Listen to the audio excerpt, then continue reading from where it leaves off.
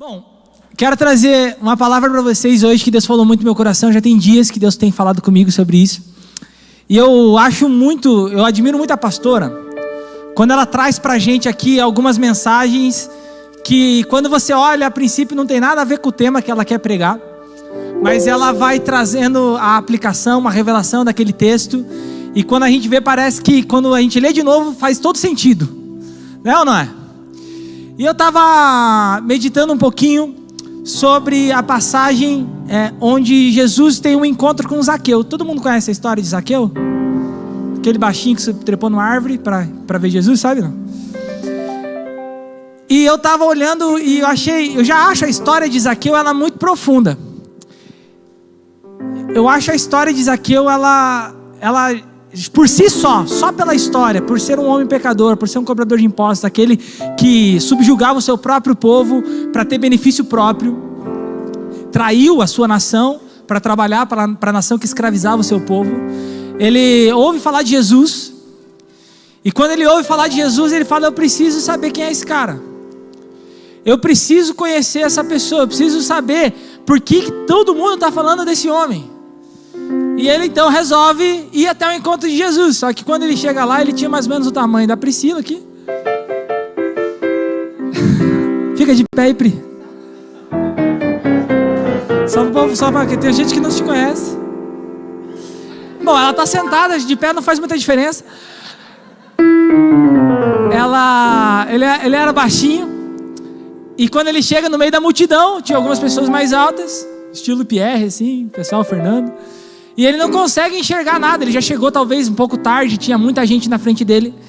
Então, um homem que tinha muitas posses, ele era muito rico, ele abandona o orgulho dele. Eu acho isso sensacional, porque ele abandona o orgulho de estar na alta sociedade, de estar com dinheiro, de ter a posição social que ele tinha. E ele resolve subir em cima de uma árvore. Você já viu um adulto assim, tipo... eu vou subir aqui em cima dessa árvore, né? Quando a gente é criança, hoje em dia nem tanto, né? Mas na minha época, a nossa diversão era olhar uma árvore difícil para subir e conseguir subir ela. Eu olhava uma árvore e falava: essa aqui é difícil, não tem galho para apoiar, né? Daí você tem que ir testando as suas habilidades de subir numa árvore. A gente tinha um pé de laranja em casa, e aí quando todo mundo me perdia, eles olhavam para cima para saber onde eu estava. Eu estava com o pezinho em cima do pé de laranja, com uma faquinha e o saleiro, né? Só comendo laranja. Então eu gostava de subir em árvore. Mas eu, depois de adulto, faz muito tempo que eu olho para uma árvore e não fico imaginando como seria o desafio de subir nela, né?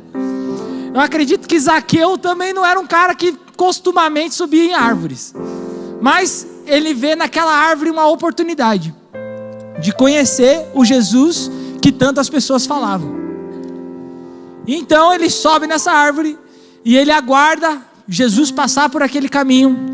E quando Jesus finalmente passa por aquele caminho, a palavra de Deus diz que uma multidão toda, de talvez pessoas de bem, pessoas que eram religiosas, pessoas que estavam ali aguardando, ansiosas, com expectativa na presença de Jesus. Jesus, ele para debaixo da árvore, chama Zaqueu pelo nome, fala: Zaqueu, desce daí, porque hoje convém que eu esteja na sua casa.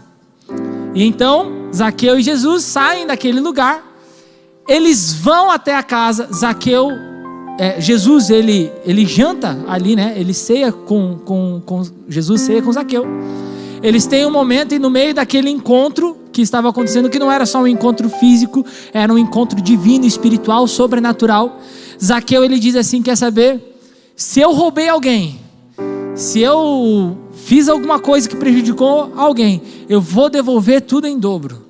E ele começa a abrir as suas posses e ele distribui a sua riqueza para as pessoas a quem ele tinha lesado.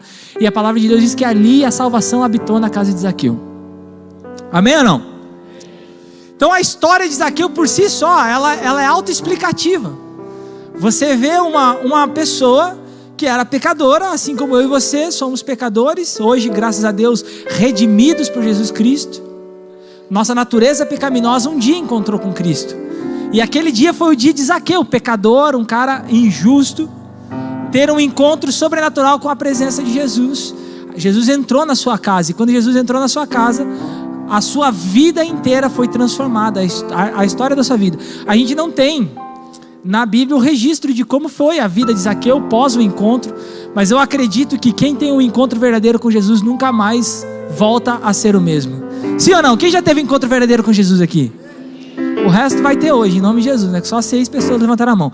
Quem aqui já teve encontro verdadeiro com Jesus? Levanta a mão bem alta aí. Glória a Deus. E o que me chamou a atenção, vamos ler ali um pouquinho o texto? Lucas 19, do 1 ao 10. É muito legal esse texto. E Jesus entrou em Jericó e estava atravessando a cidade. Morava ali um homem rico chamado Zaqueu, que era chefe dos cobradores de impostos. Ou seja, esse cara não era só um cobrador de impostos. Que cobrador de impostos, gente, para quem não sabe, Israel era escravizada pelo governo romano. Então todos os cidadãos de Israel tinham que pagar impostos para o governo de Roma. E já não eram impostos baratos, né? Roma sobrevivia desses impostos das nações que eles escravizavam. E aí, dentro do povo de Israel, se levantaram alguns homens que se dispuseram a ajudar o povo romano, o Império Romano, a arrecadar esses impostos, que eram os cobradores de impostos. Esses caras, eles eram judeus, mas eles trabalhavam para o governo romano, ou seja, todo mundo achava eles traidor. Esses caras, eles não tinham amigos. Churrasco de domingo era só com eles dentro de casa, com a janela fechada para não tomar pedrada. Ninguém gostava deles.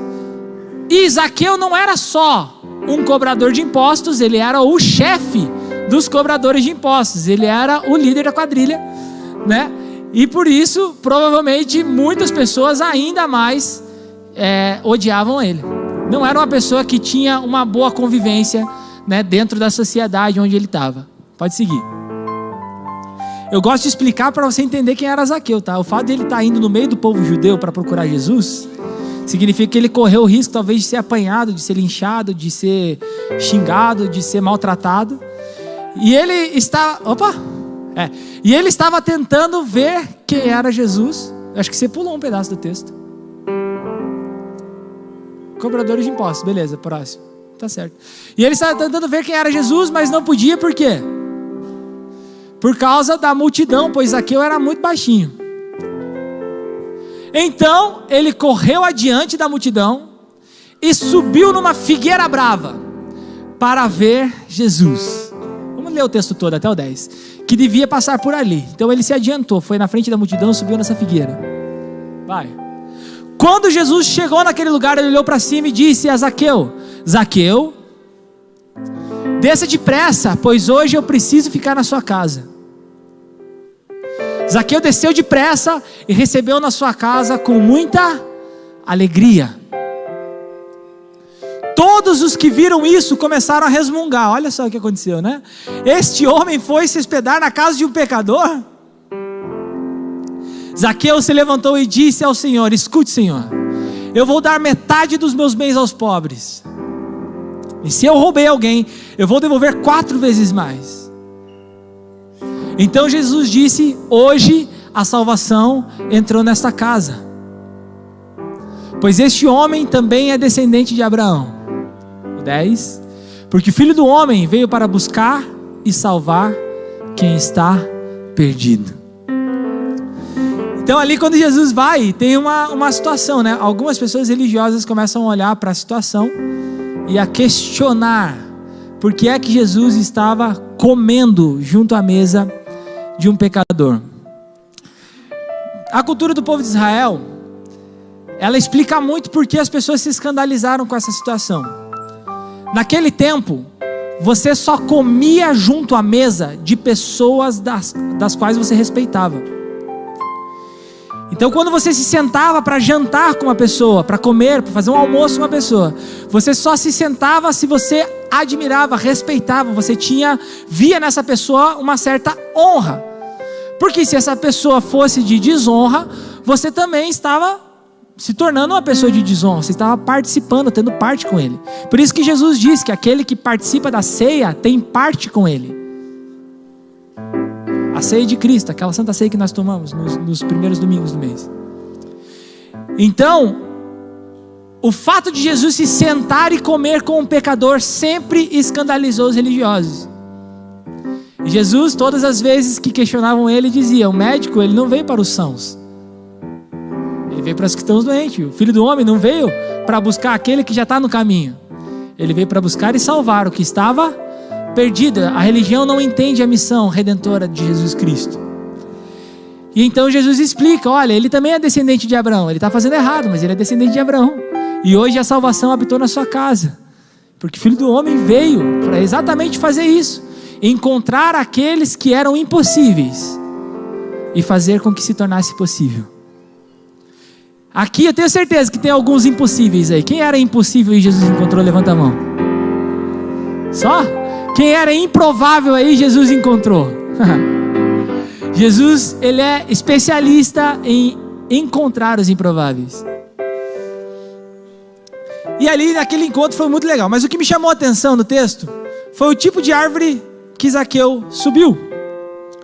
Porque não faria sentido nenhum especificar a árvore que Zaqueu subiu, se ela não tivesse um significado, um segredo. Podia ser um pé de laranja, podia ser uma árvore de tâmara, podia ser uma videira, podia ser uma oliveira. Mas por que a palavra de Deus fez questão de dizer que a árvore que Zaqueu subiu era uma figueira brava, ou um sicômoro? Qual é? A pastora está na live? Hã? Viu, a pastora mandou avisar que ela está na live. Nós já avisamos antes já. Nós demos até um oi para a senhora. Volta um pouquinho no vídeo aí. Glória a Deus. E ali, por que então? Porque é então que Zaqueu subiu numa figueira brava. Por que essa figueira brava estava no meio do caminho entre Zaqueu e Jesus? E eu comecei a olhar algumas coisas na Bíblia e eu vi que a figueira, ela é muito mencionada na Bíblia. Não só na história de Zaqueu, como já é mencionada pela primeira vez lá em Gênesis 3:7. Vamos ver o que diz Gênesis 3:7?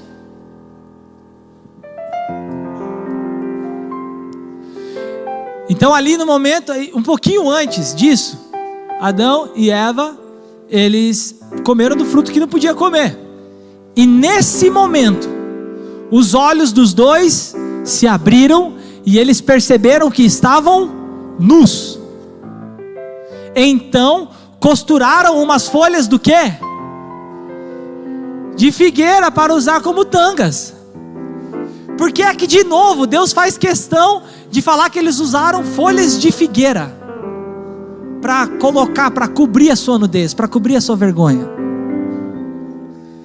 Não é possível que seja só uma coincidência que lá no início, quando o homem teve o primeiro contato com o pecado, a primeira coisa que ele fez foi procurar uma figueira. Alguma coisa aqui tem que ter um segredo, tem que ter um significado.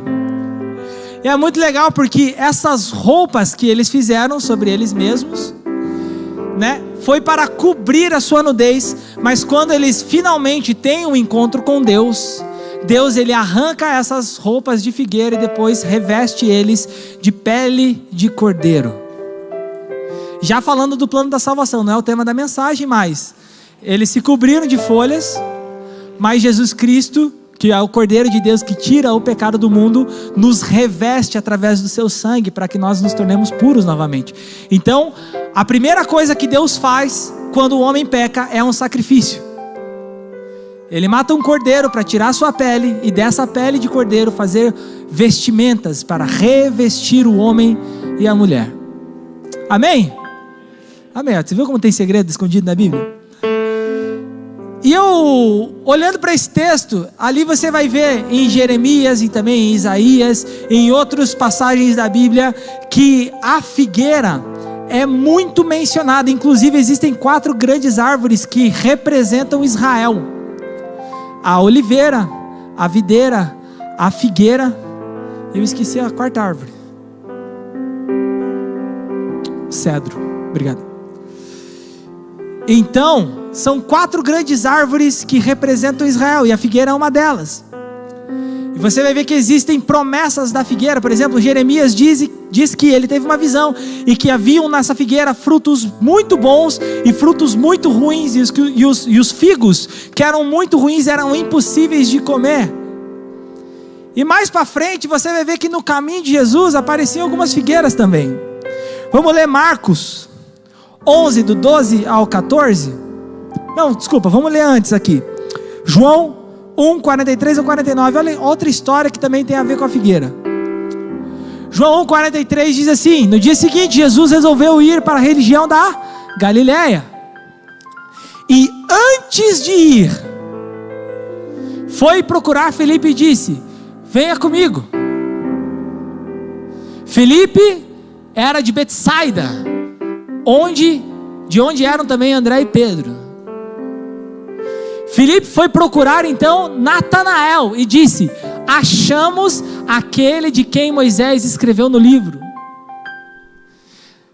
da lei, e sobre quem os profetas também escreveram, é Jesus, o filho de José, da cidade de Nazaré. Natanael então perguntou: e será que pode vir alguma coisa boa de Nazaré? Aí Filipe faz o chamado: venha ver. Pode passar. Quando Jesus viu Natanael chegando, ele disse a respeito dele, olha o que Jesus disse: aí está um verdadeiro israelita, um homem realmente sincero. Então Natanael perguntou a Jesus: de onde o Senhor me conhece?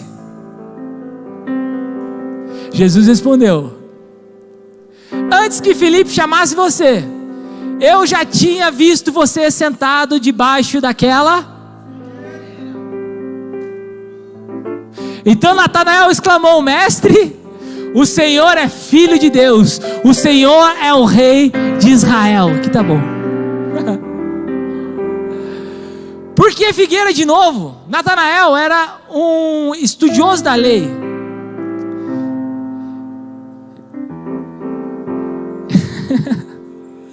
E eu quero ler com vocês. Eu separei aqui.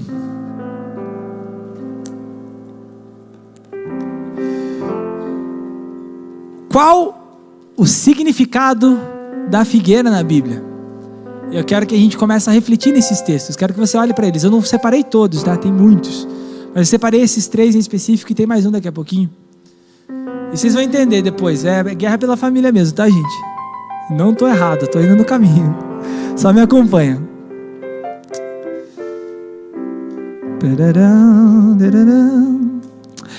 A árvore da figueira aparece com frequência na Bíblia e ao longo de toda a história de Israel.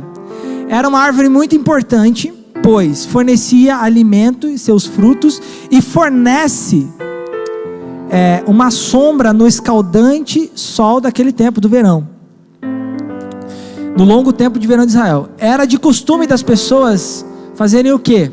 Irem estudar a Torá, a lei de Deus, debaixo da figueira, por conta da sombra e da sua enorme copa. Ali você encontrava um ar arejado e afastado do barulho das crianças nas casas.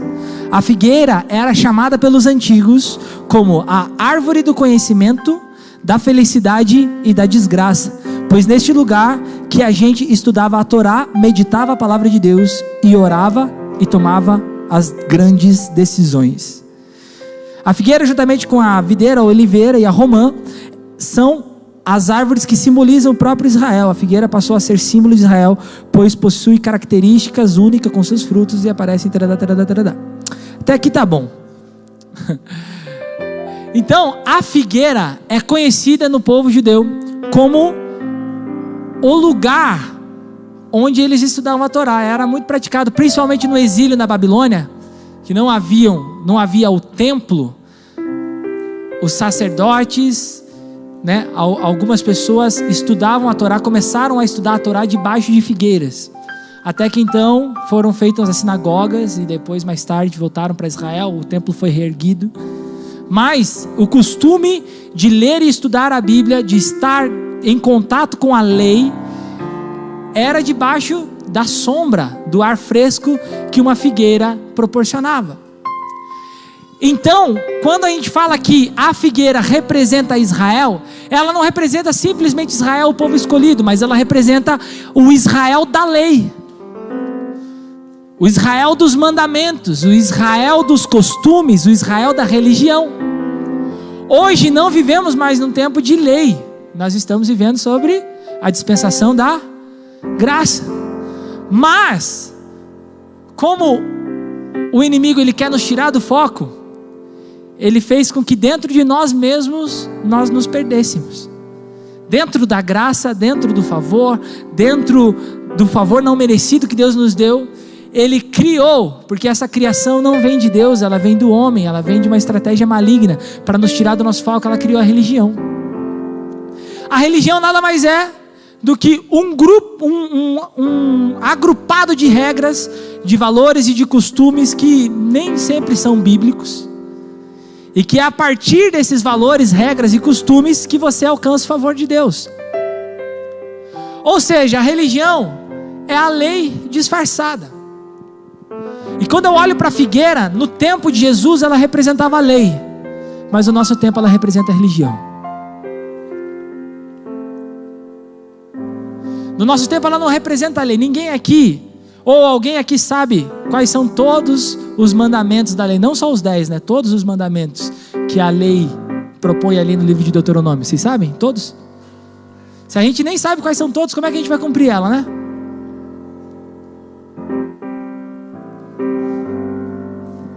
Então, nós não vivemos sobre essa dispensação, graças a Deus. Afinal de contas, a lei, ela só é uma prova de que para o homem era impossível alcançar a salvação. Mas através de Jesus Cristo, que cumpriu toda ela, e o seu sangue, nós recebemos um favor não merecido. Eu e você não merecemos ser salvos. Talvez aqui no apelo de salvação, quando a pastora Genilda estava falando, você pensou assim: mas eu sou ruim, eu cometi um erro essa semana, eu ainda estou em pecado, eu ainda gosto de beber, eu ainda gosto de fumar, eu ainda gosto de fazer coisas erradas, eu não posso, eu tenho que melhorar primeiro. Jesus não está pedindo para você melhorar. Jesus não está pedindo para você vir aqui seguir uma cartilha de padrões e costumes. Jesus, ele está aqui porque ele quer fazer como ele fez com Zaqueu. Desce dessa figueira aí, desce desse monte de pensamento, de lei, de regra, de costume, e vem, porque eu preciso habitar na tua casa, eu preciso entrar na sua casa. Natanael estava lá debaixo da figueira, estudando talvez a Bíblia, lendo ali as regras e costumes, meditando na palavra de Deus, como todo bom judeu faz. Mas Felipe fala para ele: ei, sai debaixo da figueira, vamos conhecer Jesus. E quando ele realmente encontra Jesus, ele percebe que estar debaixo da figueira durante todo aquele tempo não mudou a vida dele, mas o encontro com a pessoa de Jesus, sim.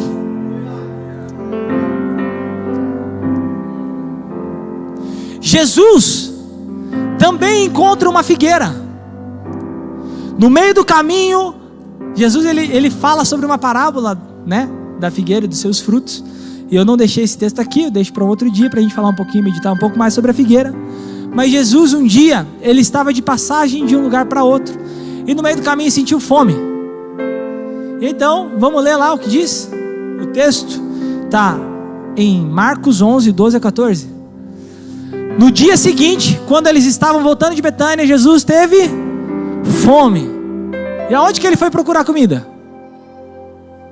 Viu de longe uma figueira cheia de folhas, e foi até lá para ver se haviam figos.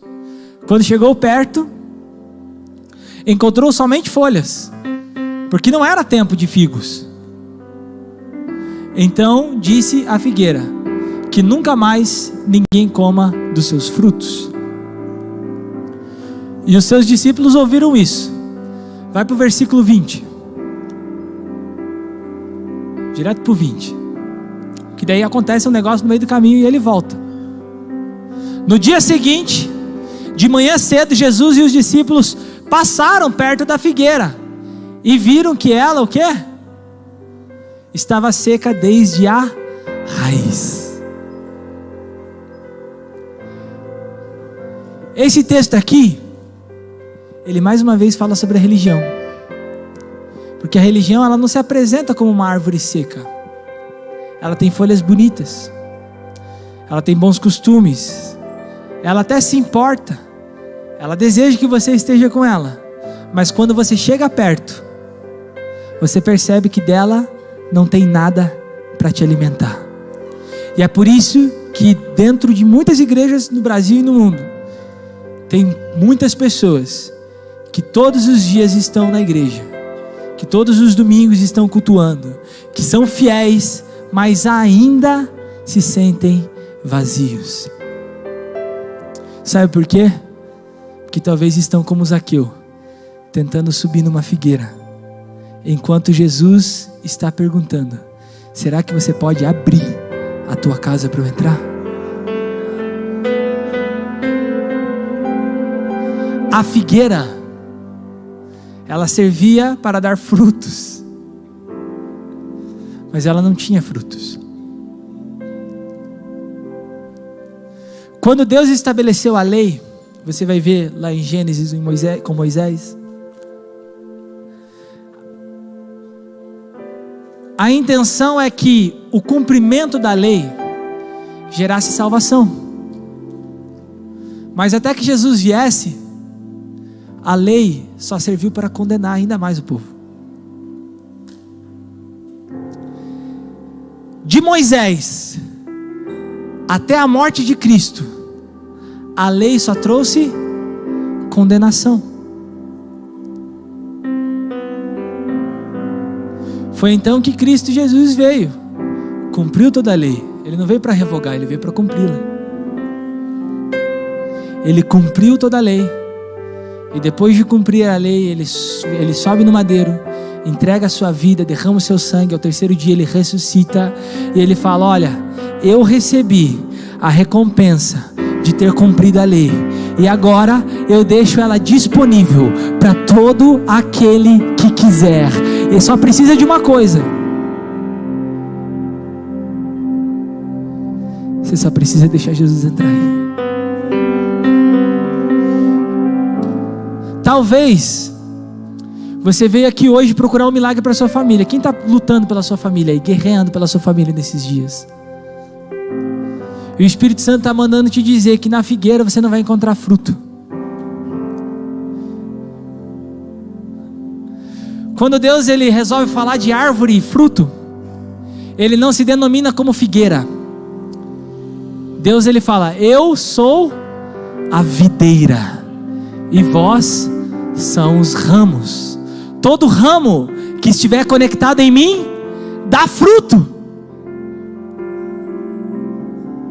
Você quer fruto para a tua família?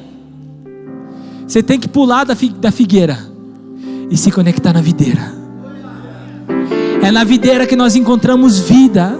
É na videira que a gente tem um encontro verdadeiro com Cristo. É na videira não tem lei. Na videira tem amor. A gente não obedece porque é obrigado, a gente obedece porque ama. Jesus Cristo um dia disse: aqueles que me amam ouvem as minhas palavras e me obedecem, não porque são obrigados ou porque têm medo. Você não tem que obedecer a Jesus porque você tem medo de ir para o inferno, irmão. Inferno não foi feito para você. Fala assim: inferno não foi feito para mim. Na porta do inferno não está escrito teu nome. Teu nome foi escrito no livro da vida, que foi escrito por Jesus através do sangue de Cristo. Na porta do inferno está lá escrito: para Satanás e seus demônios. E você só vai para lá. Não é fácil ir para o inferno não, filho. Você só vai para lá se você for capaz de rejeitar o amor de Deus.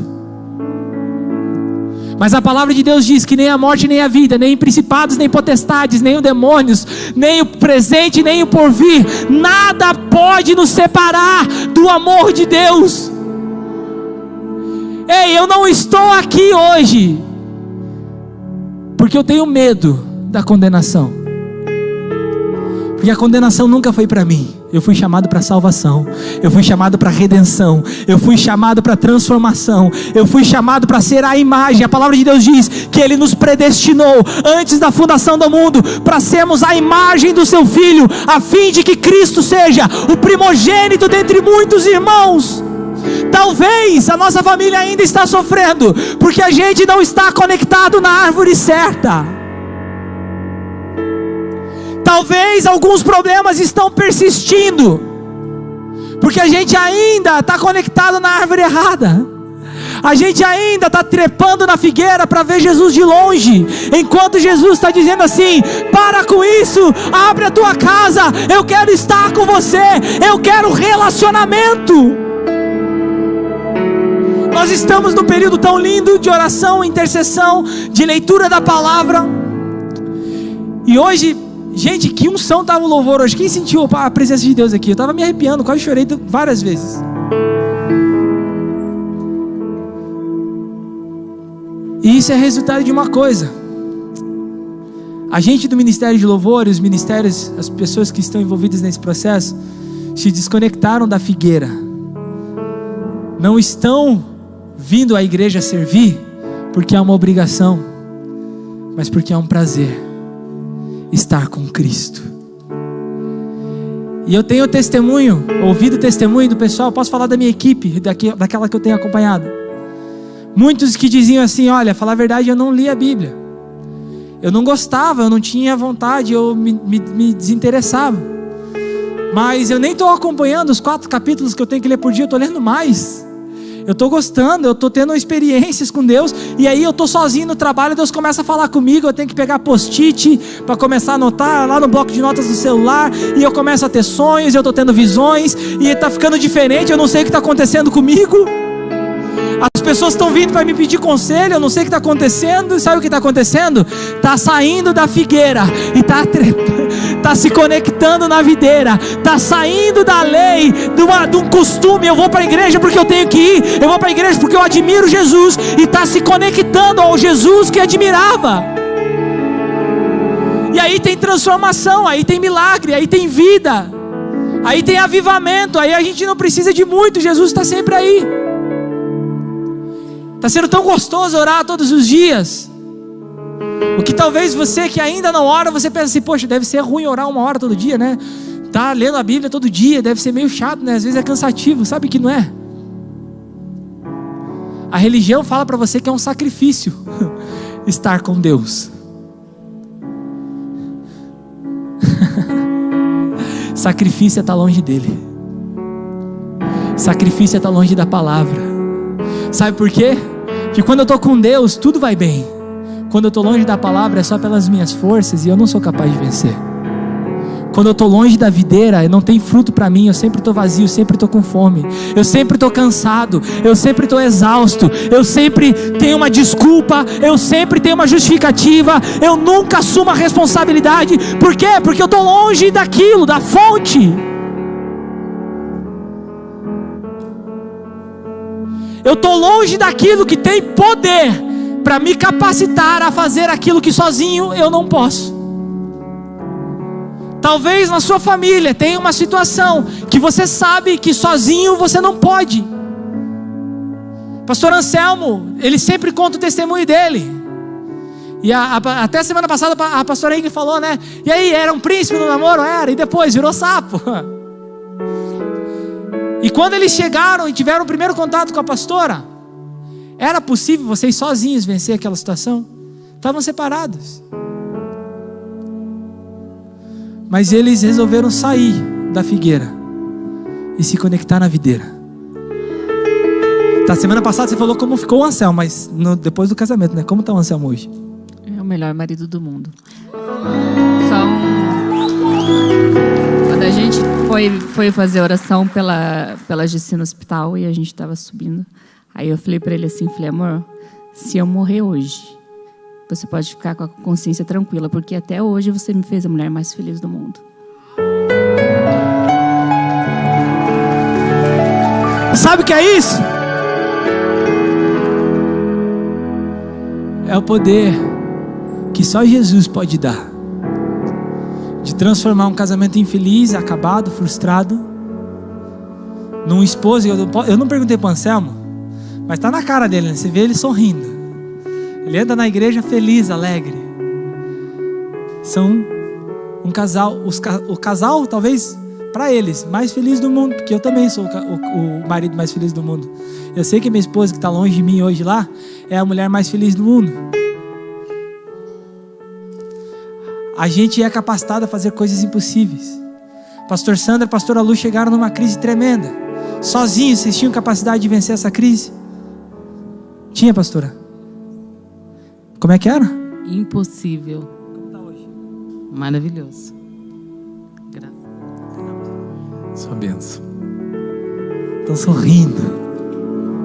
Por quê? O que é impossível para aquele que criou tudo a partir do nada?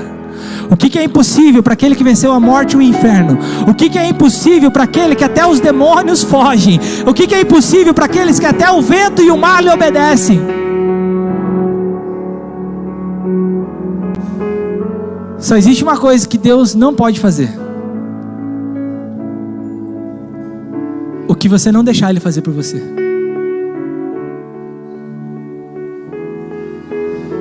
Porque se Zaqueu fala assim, não, tá de boa, eu achei um galho confortável, Jesus continuaria o caminho. Mas talvez aqui hoje tenham alguns Zaqueus que precisam descer da figueira.